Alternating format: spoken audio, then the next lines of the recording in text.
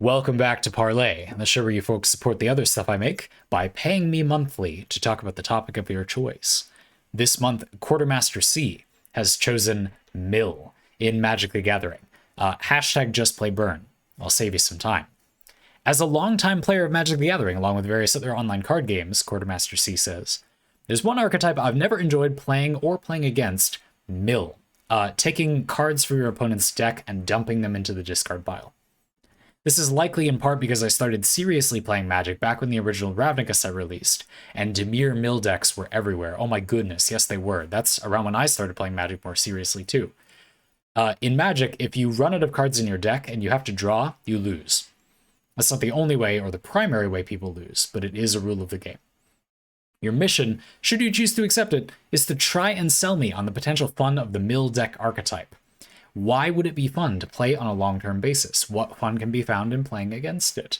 What does the archetype bring to a healthy format? Well, the subtitle says it all, but of course I'll try to do a little better than that. Now, I don't like Mill. Like you said, should I choose to accept it? I don't. I don't like Mill. So here's what I've done.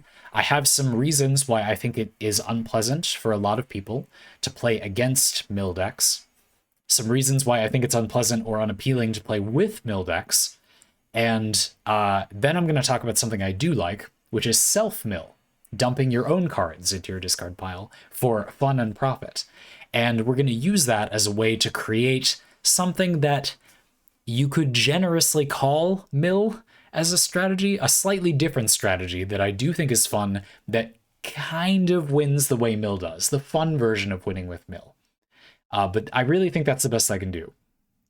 In short, I think the problem with Mill is that it's a less interactive version of Burn, just doing direct damage to your opponent, that, yeah, like, it takes longer to win with, but is generally more deterministic if you're going to win. It just takes longer. Let's get into it. So against Mill decks, why do people not like this? A lot of these things aren't actually, like, technically speaking, these things are not actual problems, but they feel bad. And I do think that matters. They're not all like that, but some of them are. It kind of feels like you're being denied cards. You know the experience. You're playing against someone who's milling you, and they mill a card off the top of your deck, and you were about to draw that card. Like, from a probabilistic perspective, this does not matter. Like, you know, probability indicates that this is no different than your deck being shuffled differently. You didn't really get denied that card. That's not a strength of the Mill archetype as per se, but it is true that they might deny you all copies of that card in your 60-card deck. In Magic, you can play 4 copies. And in Commander, where you've got an 100-card singleton deck, you may have the only copy of a card in your deck milled. We're going to come back to Commander a little later. But I do think this experience, like, it doesn't really make Mill better, as per se. In fact, as we'll get into later, it makes Mill worse. But it feels bad to a lot of players, which does matter. Again, there's more problems than just that, but it can feel kind of cheesy or unpreventable. Sometimes like Burn. The thing about Burn, though, is that your life total is the way you normally die. And I do think that that does something for people. I don't think that actually matters. But is this a reason why people indeed do not like Mill decks, valid or not? Like, is this a reason why people dislike them? I think it is. I think it feels like it's just such a niche strategy. The Mill cards do nothing. They are worthless garbage except when you do this one niche thing. And I think that's like, Burn isn't like that. You know, Lightning Bolt is fantastic anyway. You're just using a strategy that heavily relies on more copies of that effect, which I do think is a difference. It feels kind of cheesy, which, again, I think that's not a particularly valid concern, but it is something that Mill evokes. Okay, on to some more technical issues. Actually, this is a bridge one. Big numbers go burr. Yeah, when you mill someone, right, like in competitive Magic the Gathering formats, 60 card, 4 copies of a card formats, Standard, Modern, Legacy, etc., you have 60 cards in your deck and 20 life. So mill cards are balanced such that you mill 2 to 3 times as many cards as that card would for that mana do damage to your opponent. So you pay 1 mana for a lightning bolt, just 3 damage. You pay 1 mana for a mill spell, you get like usually more than 3, 4 to 6 cards milled. The bigger spells will mill more. And that's another thing, bridging into the actual problems. Mill's design space is that it is slower. It's basically slower burn that doesn't let you divert your, damage to your opponent at their creatures. Slower, less interactive burn. You're playing a version of burn, a very quick strategy that often has the Wild West pick which of its lightning bolt bullets to shoot at a creature so it doesn't die too quickly. You're playing a version of that is slow and doesn't make that decision because it can't. The mill cards can only destroy your opponent's library, or yours, I guess, which is just less interesting. And generally it means that if you're going to win, it's going to take longer. And, people might not like playing against burn, but the game is done in 3 minutes. I mean, I don't know. There's not too much to complain. Not always, but you get the point, right? Because mill doesn't have the ability to divert its damage to its opponent, destroying their library, at their creatures, mill generally has to employ some like lockdown-esque defensive effects that players historically hate. The idea here is a little bit of an affectation. Like it's, not unfair. These cards are in the game, but they feel bad because it feels like entire parts of your deck are just bricked by changing the rules of the game. Creatures without flying can't attack, or you have to pay 2 for every attacking creature, or whatever. Sometimes it feels like your whole strategy is just kind of dumpstered by this one card. And again, like you play removal or whatever, but if your opponent's entire deck is just a pile of mill and cards that make your deck not do anything, it just feels kind of bad. Like usually the mill player wins by making you not play. Whereas when you play burn, you have a shootout and you attack them. They just kill you first. That's, it's harder to complain about, I think, for a lot of people. I'm not sure in some that the problem is actually mill itself, but the surrounding strategy. Like this simple act of dumping your opponent's cards into their discard pile is mostly unpleasant for reasons that are arguably kind of an affectation. A lot of the technical problems that make decks that play a mill strategy kind of a certain way to play against are really just the design space of mill cards. It isn't necessarily specifically only mill. A lot of people don't like playing against control decks. I think maybe less than against mill, but you know what I mean? Like that is a phenomenon. So that's interesting. We'll come back to that later. Okay, playing with mill. Why is it boring, or why is it bad? It can feel inefficient or clunky. It's not a good strategy most of the time, and one of the reasons is that it sideboards very poorly. Your opponent can play very few cards in their sideboard that brick your entire deck, and unlike other types of strategies, the mill strategy actually gives your opponent their sideboard cards against you, because you'll dump them into their graveyard and then they can, flashback Echo of Eons or whatever. You want an anti-mill card, by the way, put Echo of Eons in your sideboard. Just as a simple example. I think it's Echo of Eons. Anyway, there's quite a few. And that's bad. You can play cards, you should play cards in your mill deck that exile your opponent's graveyard, sure. Remove it from the game so they can't use their stuff. But anyway, the point is, and if your opponent is playing a self-mill strategy, or like Reanimator or something, you playing mill actually makes them stronger than they would have been, which again is just sort of bad all over, which is why a lot of mill strategies play a machine gun of graveyard hate, which feels bad. Again, like that can just feel bad. But the point is that for the mill player, there's a lot of spikiness here. Like if you mill your opponent, you don't know what you're going to get. It might cheese their deck and you'll win with no effort, not fulfilling, or you'll get unlucky and your opponent plays a strategy where being milled is beneficial and you'll kill yourself by milling them. Also doesn't feel good. So it's kind of a lose-lose. Second of all, mill is usually not very interactive. If you play spells to mill your opponent, well, you're wide open. You just cast the spell, spent your mana for the turn, a card in your hand, and you didn't affect the board in any way. Your opponent's graveyard library is just smaller. It didn't do anything. Just like reducing their life total, it doesn't matter if they have 1 life, it only matters if they have 0 life. So if you do 19 damage to them, you have accomplished nothing, in a way.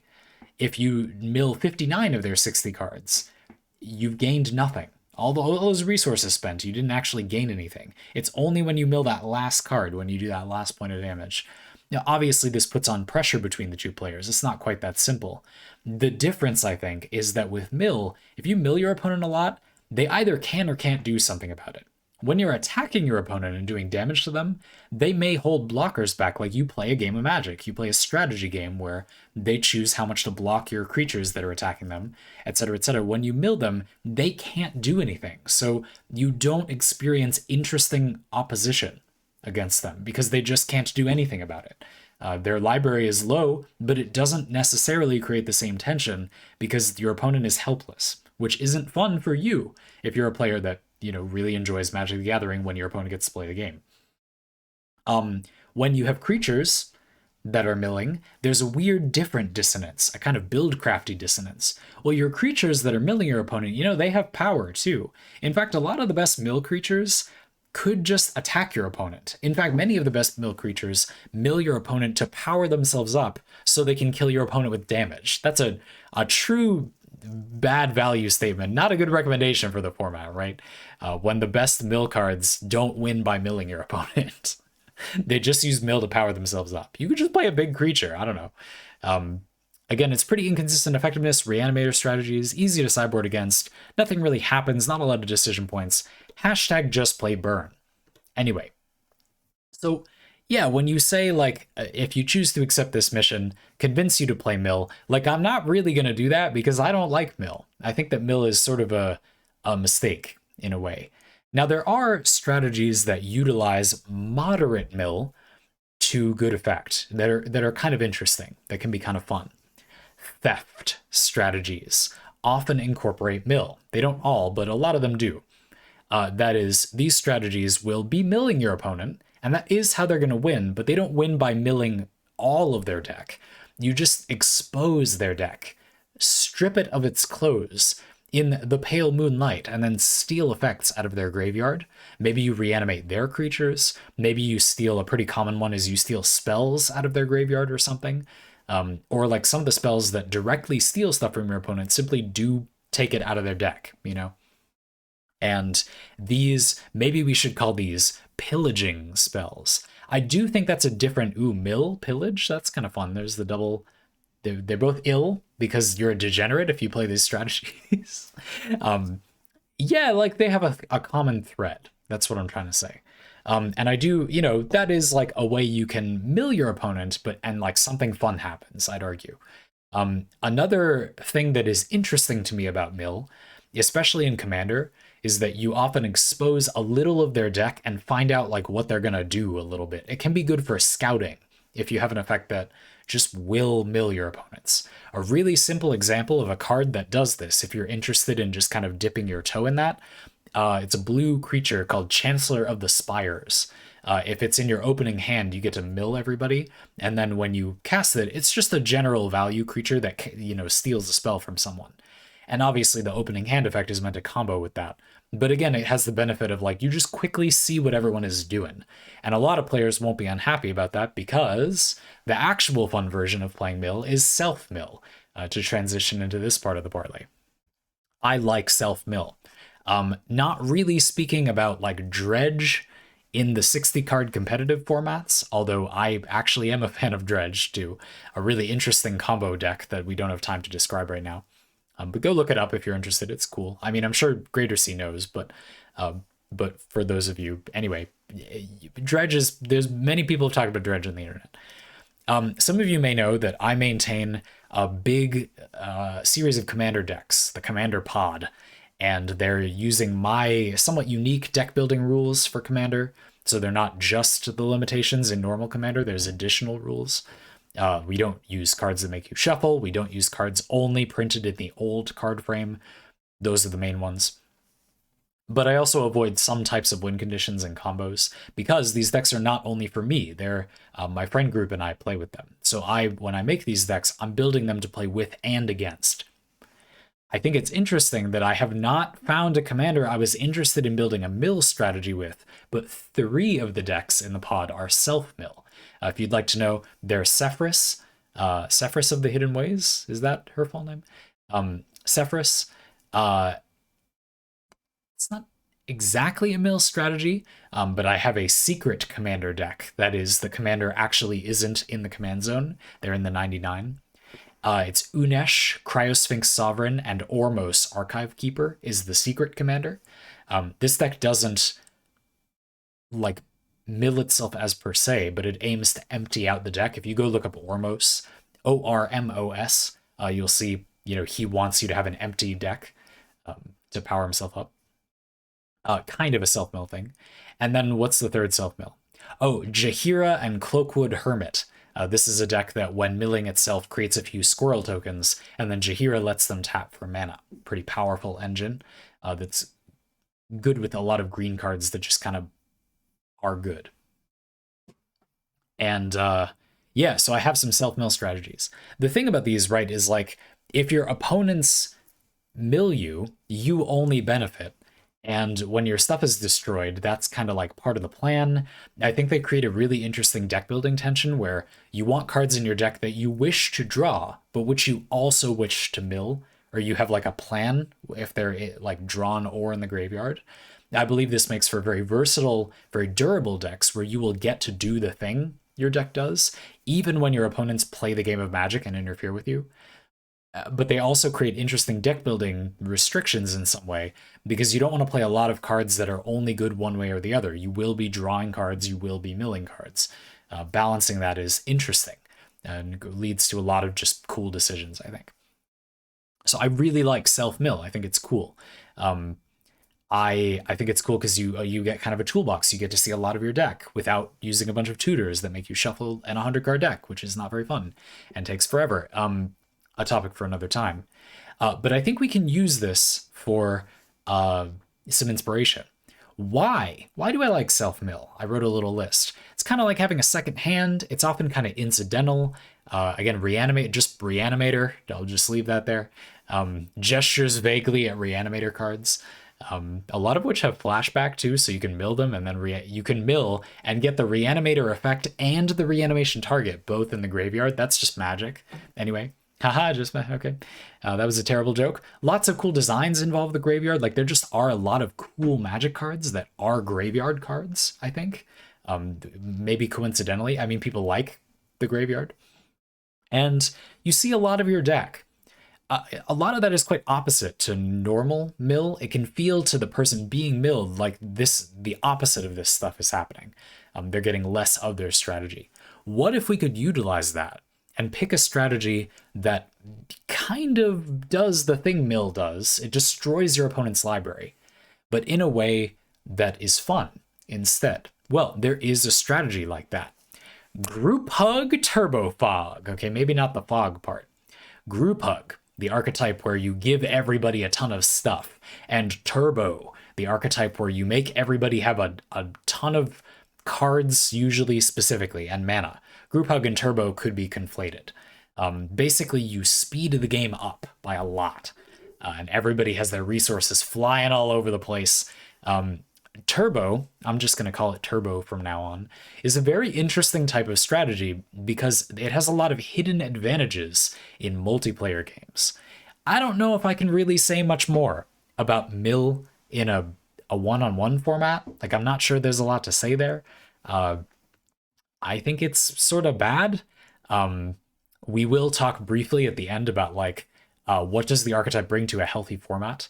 I think there's a lot of bad but interesting things that does. But to give you an actual recommendation, at least in multiplayer formats, your commander, I think playing Group Hug or like Turbo is worth a look. A lot of people seem to have the misconception that a Turbo strategy or a Group Hug strategy, like that the goal is to help your opponents. You can play it that way, of course. There are people who are just being altruists, and they do it because they want to see all their opponents' stuff in their deck, right? But the thing is, there's a lot of benefits. One of them is that your opponents have not planned to be given so many resources. They've built their deck with a lot of things that are concessions to like getting enough mana and drawing cards, and you're going to flood them with that stuff. Surprisingly, this means that you're giving them a lot of cards that don't really accomplish that much. They don't really need to draw more cards. They're discarding cards. We'll get back to that in a minute. The mana, that's less true. They probably do want to play their mana stuff. But if they're playing any big mana things, it might be a bit slow. They have so many spells to cast and maybe not as much more mana. A lot of turbo approaches make people draw far more than they increase their other resources. You, on the other hand, knowing that you're playing a turbo strategy, you get to play ungodly effective draw engines to get basically infinite card advantage, and then you can play whatever the hell you want. You can play gratuitously inefficient spells and machine gun them out of your hand, leading to a very interactive, like very active playstyle, where your opponents all get to do their thing, they get to see tons of their deck. It's generally not unfun for people, but they're like, oh my god, I got all these cards, you know? And it can be effective for you. It's not fair, really. You gain more than they do in some way. Your deck is built expecting to get this mountain of cards. You can put measures in your effect to prevent yourself from running out of cards. We're going to get back to that in a minute. And yeah, again, like you're arguably better off. You're planning for getting all these cards. Don't play any traditional card draw stuff. It doesn't make sense. Just play your turbo, rely on that. Play cards that make you discard cards to get their effect. Cards that would never be a viable choice because it'd just be too much of a cost without all this card draw. Your opponents are going to have the opposite thing. They're going to have played cards that are unnecessarily efficient for the amount of advantage you've given them. Now something else happens. They have a lot of cards. They're flying through their deck. Everybody's got a lot of stuff in play, but your opponents still have kind of a normal amount of removal. And when you draw an opponent a card in a multiplayer game, you got to think like, they have 3 opponents. I make you draw a card, and we're playing a 4-player multiplayer game. I gave you 1/3 of a card against me on average, but 2/3 of a card against my opponents. It's arguably better for me if you draw a card. That's arguably more to my advantage. It's almost like you're sort of by default my teammate because you're statistically likely, all things being equal, if everybody has a ton of stuff, which is what you're making happen when you do turbo, you're statistically likely to use the resources I gave you against not only me. And there's more players in the game that are not me than me. So, in theory, I benefit more from you drawing a card than you do, in a way. The only thing that you need to make this true is to make sure everybody actually has threats and that everybody is, again, like gunning to win. And a good way to do that is to draw everybody a ton of cards. When you draw players only a few cards, this principle sometimes doesn't work very well because the board isn't just assumed to be even, but when you flood everyone with cards, you're making it more likely that the board will be relatively more even. Let me put it a different way. If we all have, on average, 1 threat, that means one of us has nothing. One of us has 2 creatures. One of us has 1 creature. One of us has 1 creature. Something like that. But if we just magnify that, now everybody has like 5 creatures and someone has like 7 creatures. It's now a lot less, it's a very oversimplified example, but you get what I'm trying to say. It's now a lot less likely that it will benefit you to target like one person's stuff in particular. Probably everybody has several threats you'd like to destroy, so it's much more likely that your removal will average out to benefit me, as more than it will be to my detriment. And of course, my cards are simply more prepared for this flood of output. I'll be making my deck will have planned, for example, to make like seemingly unnecessarily large amounts of mana because I'm going to give myself so many cards I know I'm going to use it. Again, really inefficient but maybe powerful effects because I know I can throw away the resources, etc. Finally, this can be a very good strategy for recovering from like board wipes. People will have stuff to reload with, so it's okay if you're playing a resilient approach. A lot of the time, actually, the mountain of artifacts and enchantments that you use for the turbo can like weirdly become a win condition. Like if you reanimate them with something like Dance of the Manse, they become creatures, and after a board wipe where they eliminate all your turbo, they're like, shut off the fire hose. You suddenly have a way to turn that into a victory, which can be really interesting. All in all, a fun way to play Magic that is both effective and kind of anti-salt inducing in that your opponents are being given their strategy. Like the whole point is they do play their strategies. Not everyone builds this strategy this way, but that's the version of it I'm recommending. Does that make sense? And of course, the secret here is that there are a lot of interesting cards that force your opponent to draw like way too many cards. We're talking Force Fruition, we're talking some of the draw doubling spells. Sometimes cards will mill people based on the cards in their hand. I think Dreamborn Muse. But like Force Fruition and Dreamborn Muse are a few quick examples of cards that draw your opponent. Once they're drawing a lot, these cards kick it into overdrive to such a degree that your opponents will die from drawing so many cards. And of course, you're prepared for this, and you'll reload. This, again, creates a very active game that you are still favored to win in some way. It's not like the deck is not trying to win. You absolutely are trying to win, and you probably will win using mill. You're just not mostly milling everybody else. And it also avoids a lot of the problems, not all of them, but a lot of the problems with traditional mill, where you're going to hit a self-mill player. Self-mill is quite common in Commander.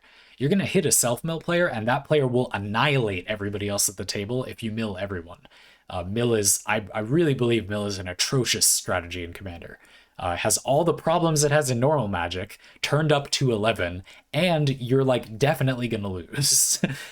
So I don't know. I mean, if you like it, that's fine, but there's a lot of problems, and I think this is many of the positive experiences of playing mill, none of which are coming to my mind right now. Hashtag just play burn, but it also has a lot of actual advantages. It is actually a moderately effective strategy. There are Punisher style turbo strategies that seek to actually do damage to your opponent by making them draw a lot of cards. The classic commander for this is probably Nekusar the Mind Razor, but I'm not really referring to those specifically. I think it's more fun if they die because they legitimately run out of resources. One last thing, those cards like Force Fruition and Dreamborn Muse, well, there aren't that many that are like great ways to make your opponent die from drawing a ton of cards without doing direct damage to them, like by milling them, basically. The thing is, though, because you're drawing so many cards out of your deck, you don't need to play a lot of redundancy, which weirdly leads to a lot of variety. You know, something you mentioned, Greater Sea, that I really admire is this idea that, you know, why would it be fun to play on a long-term basis? You don't want to make a strategy that's very deterministic. But when you play this strategy where you draw a ton of your deck, you can play a deck with like ultra high variety, lots of really specific cards that demand rather specific situations. And then you're just not going to use them a lot of games, which is fine. It can end up giving you a very varietal deck rather than something for a delicious wine, a lovely vintage, rather than a deck that you're imagining gets the same cards every time.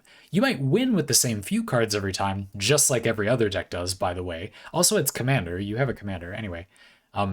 But the point is that you can afford to play cards that are very situational as well, and you'll actually get to use those effects, whereas normally you probably wouldn't. I think that building the deck that way, there is a lot of appeal.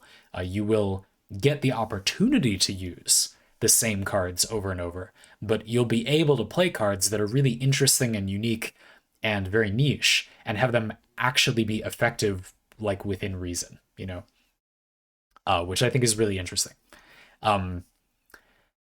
Cool. So briefly to circle back around, that's like what I actually recommend. Let's talk about, you know, what does mill as an archetype do to a format? I kind of already talked about this in a multiplayer format in Commander. I think self-mill, and Reanimator in particular, is a popular enough archetype that what it brings is your own destruction. Like, you will just definitely die. You're going to kill the whole table by milling that. You're helping out the one Reanimator player, and you're not particularly likely without some combo to like mill everybody out. Obviously, I'm not talking about combos here. At that point, it's not relevant that you're milling people. You're winning on the spot anyway. That isn't the same thing. I'm talking about playing a straight-laced, you're just milling people some, like burn, but with cards in their library going into their graveyard, right? In a competitive format, though, not that you can't play multiplayer formats competitively, but I mean like standard, modern, legacy, whatever. Your 60 card, 4 copies of a card, Magic formats. Well, I think it's kind of interesting for sideboarding. So I talked before about how I think one of the bad things about mill, with and against mill, is that sideboard cards can, like, mill is maybe the most sideboard hateable strategy in Magic. You can play cards, single cards in your sideboard, the mere inclusion of which, one copy of that card, or one or two, like almost automatically makes the mill player lose. Like they will just they'll give you the card that makes their strategy not work. They'll mill you into it and then you can flash it back, or some of them work just by being milled. Again, you can go look up mill hate cards. If you sideboard against them, it is like comically easy to sideboard against mill, which is interesting, right? Like, yeah, but you do have to put those cards in your deck, and they do like basically nothing except against mill. So that's interesting. It's one of those things where, in competitive formats, you make some concessions to, the decks to beat. So a powerful mill deck would create this weird pressure where you've got kind of like a Nash equilibrium. Everybody wants to play the one sideboard card that counters mill, which kind of taxes everyone's sideboard. But then if you don't do that, then one player will just like crush their own soul and play a mill deck and beat everybody, because mill is often not unpowerful unless you counter it, and so it creates this weird equilibrium where like people might play sideboard cards to counter mill, but there isn't actually any use for them because no one is playing mill because people play sideboard cards to counter mill. Now, over time, this reaches an equilibrium state where like people just give up on mill. But again, that creates this weird niche. This is the push and pull of the metagame, where occasionally somebody will just wreck house with that strategy that has kind of fallen out of favor. They'll never go far with it, which is really irritating. It will get sideboarded into oblivion if it becomes popular, but it will work if people neglect it, you know? Um, Maybe the worst thing about mill, that's just a really unfun and toxic thing to have in a competitive environment where you're kind of like punished for playing the ludicrously good counterplay, and then you just get cheesed by someone playing the deck, which you can't encourage people not to do because like it's effective. You're trying to win. It's a competitive format. But then even that person doesn't have a good result because they'll just get annihilated by the extremely accessible, overly effective sideboard hate. I don't know. It's like being a vampire or a werewolf, right? Like some asshole with silver bullets is just going to ruin it for everyone. And that person isn't actually an asshole. This is not a win for anyone. And just to say that I think the archetype in a healthy format brings only misery. Like it just, I almost think that's the worst part of Mill. I'm not an incredibly experienced competitive Magic the Gathering player. I'm only a mildly experienced competitive Magic the Gathering player over many years, but not at an extremely high competitive level. Uh, so take that with a grain of salt. But that's what I think. I just think it's really bad. That's why I did my best to provide like actually actionable things about, you want to win by decking your opponent. What do you do? Turbo. Play the turbo. And even then, in a one-on-one 60-card competitive Magic format, turbo decks are often pretty unpleasant to play against because they generally devolve into like turbo fog decks that have that hallmark of mill, where because they're not doing something that affects the board, they're just, drawing everybody a million cards. They have to have some cheesy way to like negate your opponent's deck's effectiveness, usually fog effects that make all combat damage not happen. Which can be very frustrating to play against. So really, I'm mostly talking about like a kind of group hug-esque, vaguely politics light kind of turbo in multiplayer. I believe there's a lot of good fun to be had there. It can be hard to build. Maybe I should give some minor suggestions for what you're thinking. Okay, all right, I play Magic. I'll make that. Why don't I make a quick attempt at the end here to give you some recommendations for what kind of commander you could play, maybe what colors. Now, the obvious one is blue. A lot of the good turbo effects are artifacts or blue. Most of them are artifacts or enchantments, and some of them are creatures, and most of those creatures are blue. At least unless something has massively changed since I last did this. Now we're going to look at themes on EDH Rec. I'm going to hit themes. And you could look at mill. I think the thing to look at is probably group hug, or group slug might have some things for you. We're going to look at group hug and look at top commanders. And again, you'll have to look at this yourself. I'm not going to pull it all up on screen here. But just to give you a few quick things, a recent parlay talked about Selvala Explorer Returned, which I think is really interested in doing some combo stuff as well. Definitely not only, no commander does only one thing, but definitely not only like a turbo commander. Selvala is a pretty modest turbo effect, in my opinion. Something like Quain, Itinerant Meddler, is a turbo in the commander spot. Everybody draws cards for 2 mana in the command zone. Personally, I think that's a little bit modest. It's interesting to look at something like Braid's Conjure Adept. She allows people to put something from their hand directly into play, an artifact, creature, land, on their upkeep. So she's allowing everybody to use the cards you turboed them faster, which is an interesting strategy for playing group hug, like genuinely trying to help your opponents. But I don't think that's a very effective way to actually win with a group hug strategy, because it gives your opponents help with the thing that is the worst for them when you turbo them, which is they don't have enough resources to use all those cards. So I'm not saying that's a terrible commander, but it's not really the approach I was describing. I'm looking here to see if there's any like really good example of a turbo commander. And what you might want to do is just play a commander that lets you use the cards you turbo yourself very efficiently, rather than a commander that actually does the turbo thing. I think forcing the people to draw the cards is good. And Selvala does fit the bill there. She doesn't contain blue, which is not ideal. There is a lot of artifact stuff. There's some green turbo cards as well. But green and white it's not ideal, I don't think. But Selvala is a good example. She turbos everyone, everybody draws more cards, and she gives you a lot of mana, which helps you play more stuff than your opponents.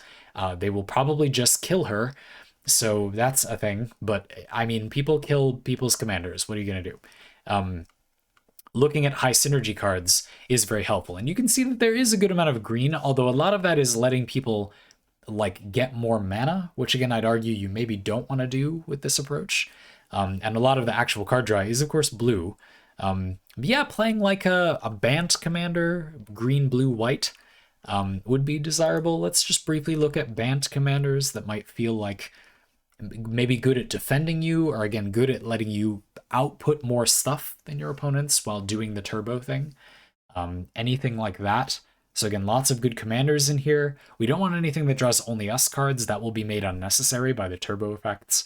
I don't know if you want to take cards out of your library either. You probably want to play stuff that makes sure you don't deck yourself. But making your deck actively smaller even faster seems kind of not ideal. I want to play cards in my hand. So again, like Chulainn and Amareth, the Lustrous.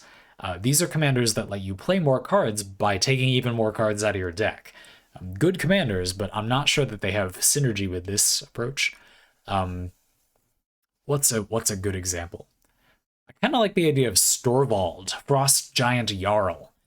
This guy lets you make creatures be 7/7s or 1/1s, and he gives all your stuff Ward 3. It makes it harder to remove your creatures, and he allows you to turn your opponent's stuff into 1/1s. So, if they have some threat that you're having trouble attacking through that you drew them into, he gives you some measure against those things. I think that's good. Another interesting approach you could take is something like Parry the Pulverizer. Parry gives creatures a big combat boost based on the number of different kinds of counters among permanents you control. And this is good with a turbo strategy because you're going to turbo yourself into a large variety of cards, which will provide you a large variety of counters. It will be much easier to get a wide variety of different counters. Does that make sense? For similar reasons, while the colors are not as ideal, something like Cathril Aspect Warper, which rewards you for having many different kinds of counters, could have synergy with this type of strategy, although again, you're dropping blue for black, which I don't think this strategy wants to do.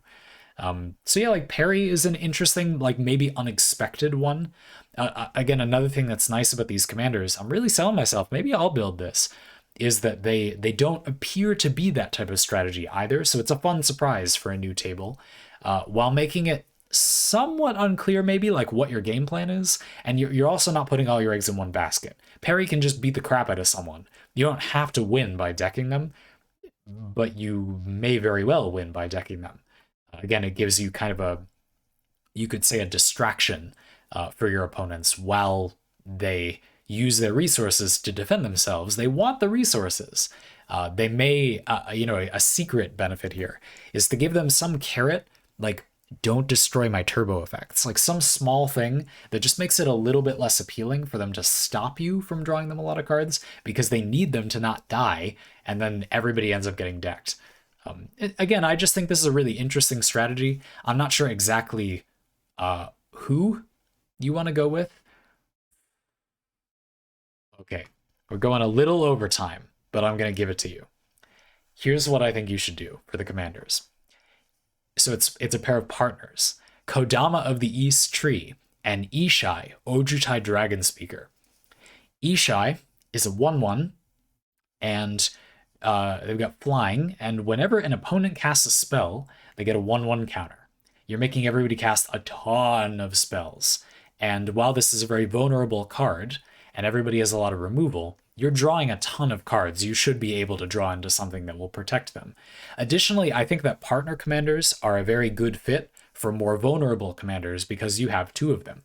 It is a little less likely that all of your valuable partners will get machine gunned down. And the second one is a very, very good way to encourage your opponents to kill something else. Kodama of the East Tree. This is a big Chongo with reach, and whenever another permanent enters the battlefield under your control, when if it's this ability, put it there, then this doesn't work. But the first time you just cast a spell normally, it's a permanent. You can put something in from your hand into play that costs less for free. So it's like every time you play a permanent, you get a freebie that's a little bit cheaper. They don't chain with each other. It's not like Cascade necessarily, but every time you play something, you get one, other freebie. And this is a really good way to help you empty out your hand. Another benefit here is sometimes this is a bad effect because it makes you just empty your hand really quickly, or you don't have beneficial cards to play something big and then get a smaller thing cheaper. It can be like less mana efficient, right? But if you have a lot of cards in your hand, you're much more likely to be able to pick like efficient combinations to play. Really, really nice. And Kodama is really good at making you dump your hand, provided that you have a lot of options, like that you don't just run out of cards. So a really good fit. In fact, I think I might just make that. That sounds cool. Sweet. Okay, great. I hope that helped. Maybe a weird, again, like you could argue this is sort of like not mill. Again, it's not entirely mill, absolutely, but it is going to win maybe by decking your opponents. And they hopefully will have fun while doing it because you will give them the most gas their deck will ever receive, which I just think is cool. I think that's just not so bad. Maybe a little mana might make it more fun. Rite of Flourishing is a green card that it's like a green turbo effect, but it also lets people play more land. Not that much more land. Like, I think that's fine. It might just be fun, This is a strategy where, while you're trying to win, you're not just trying to be nice to your opponents here. It doesn't mean you couldn't make some concessions to just let them play a bit more stuff. There's also a balance to be had. If they can't play like anything, then drawing them a ton of resources against each other does not benefit you as much. So it may actually be more effective for you to give them a little bit more help. I don't know. Interesting. Finally, I'll mention cards like Tempting Contract. These are cards that there's a whole tempt with cycle as well. Tempt with Reflections, tempt with etc. Those cards where you get a thing and then your opponents can get the thing as well, but then you also get the thing again. You resurrect a creature. They can resurrect a creature, but if they do, you get to resurrect another creature. Another mechanic to look at like that is Demonstrate. Your opponent can copy the spell, and then you get to copy the spell. That's how Demonstrate works, right? Anyway, spells like that. These are really good fits because they encourage your opponent to play a lot of stuff or to get a lot of things, but you are the one who benefits the most. Everybody gets a lot of things, but you're coming out on top somehow. Very fun, hopefully, for the table. And again, like, it's not like you're not trying to win here. Like, you are coming out on top. So I hope that helps. I hope that's something interesting. I know we did get significantly away from mill into the theory of these kinds of situations, but I hope that was interesting. I hope it was fun. I had a really good time with this. I really do think I might build that deck. I've wanted to build a deck with Ishai for a long time. I've been fascinated by that card for a long time. And Kodama of the East Tree always fascinated me, but it seems like you just need such an ungodly amount of output to make you not just run out of cards. You get to play, you get to dump your hand, but then that's kind of it, you know? You'd want a lot of card draw, and then this does that. Anyway, very cool. Very excited for that. I'm totally gonna do that.